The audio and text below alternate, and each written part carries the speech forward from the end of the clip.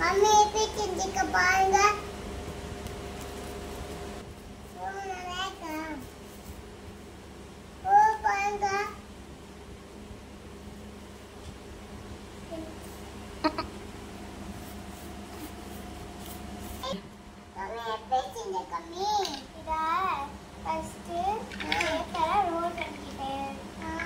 நல்லா டைட்டா ரோல் பண்ணிட்டு கட் பண்ணிட்டு அதை விரிச்சு விட்டேன். பூவா வந்துருச்சு. அப்படியா? Super super. நீங்க செஞ்சு பாருங்க. பூவா இருக்கும். பண்ணுங்க.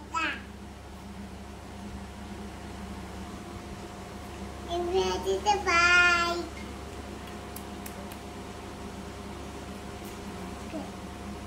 Magic.